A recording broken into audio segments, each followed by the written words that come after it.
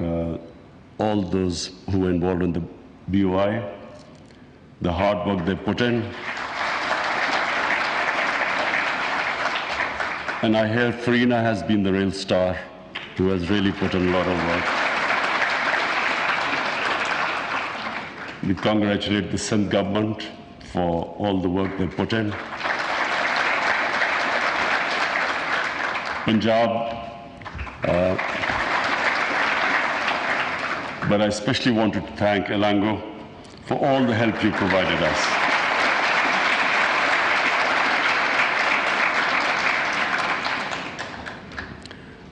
David, let me just give you a brief history of Pakistan, because Pakistan and I are almost the same age. So we started off really well. Pakistan in the 60s was considered one of the fastest growing countries in Asia. And a lot of countries came and tried to study Pakistan's model. What was the secret of our success? And the secret was that we had one of the best governance systems. Our bureaucracy was considered the best in Asia. And we had the government in the 60s, they decided that Pakistan needed to industrialize. So all incentives were given to industries. Hence, Pakistan rose very quickly. We had this one thing which we had, and when you have rapid development, is income inequality, inequality of income. So we had some very rich people, and majority people in the beginning did not really taste the fruits of that development. Unfortunately, rather than addressing this issue of income inequality, we started a program of socialism in the 80s, in the 70s, where this nationalization took place. And unfortunately, we lost our way. The problem was that we developed this, and because I remember the political, the slogans of the time, somehow we developed this idea that making money was a sin, that people making too many profits was somehow doing something illegal. And that mindset is what really, where Pakistan suffered. And actually that mindset persisted even to this day.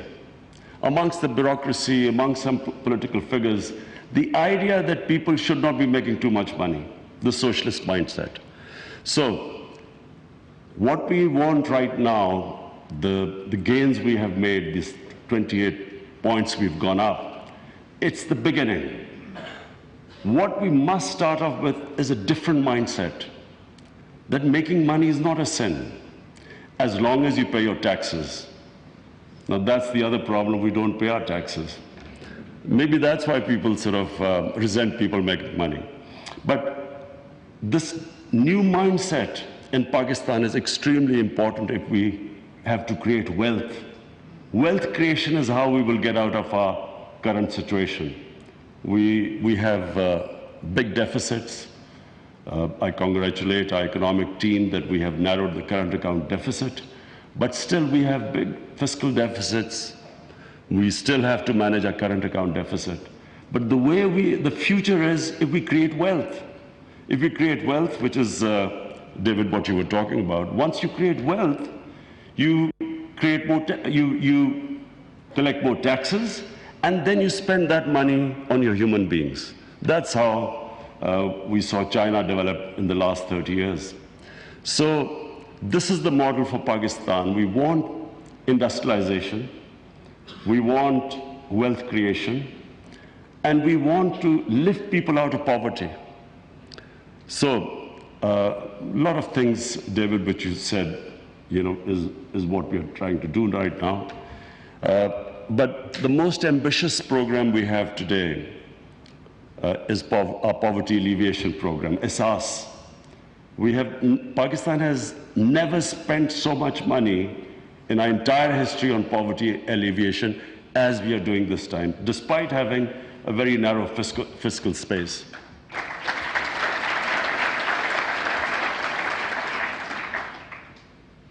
And so, as our Commerce Minister said, that the challenge is that we've reached the stage now, tomorrow morning, we start to make inroads, the challenges we face.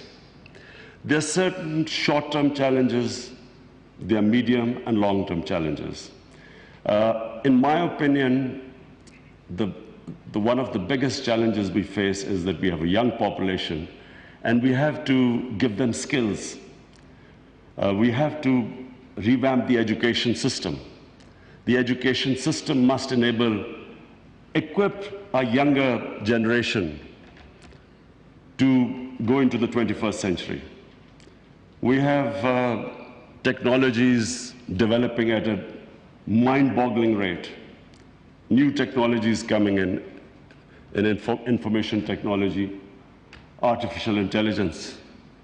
This is where we have a great chance that if we can equip our younger generation with the modern tools, then they become the asset of Pakistan. If we do not equip them, we do not pay attention on our education, they become a liability. So that's the number one challenge. Second is contract enforcement. We cannot invite investment unless and until the investors have trust in a justice system. So that is another big challenge, and we hope to be working with the current Chief Justice, who is one of the best jurists. We are very fortunate to have the current Chief Justice, who we consider as one of the best minds in the justice system. So he's already working on the criminal justice system, which again, a country, unless it has rule of law, it cannot afford to, it cannot invite investment. But the other thing is, how do we get contracts enforced? We have already suffered Pakistan has been major damages have been awarded against Pakistan. Rekodik and then Karke, and it's all because our justice system just did not enforce contracts properly. But the other point, David, which we're talking about, we have to get our female population involved in nation building. So my government, and I'm proud to say that we have in the Asas program, we are especially paying attention to getting our women into the workforce. How can we value add to our women?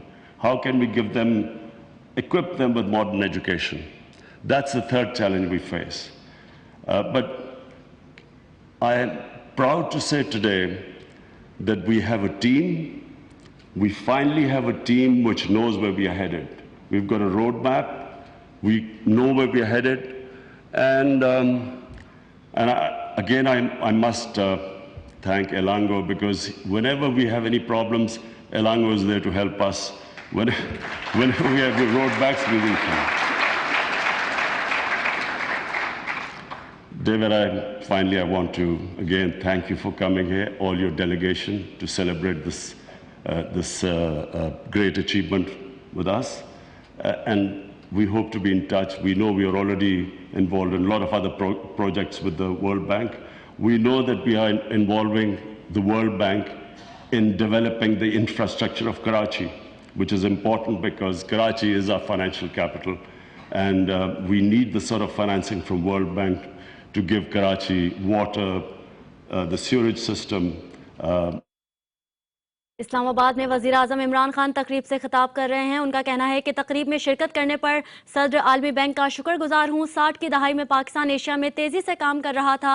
Sania Liaquatpur के हवाले से उनका कहना था कि train हादसे में कीमती जानों का ज़िया पर अफसोस है। दुआ है अल्लाह लाहिकीन को सब्र दे।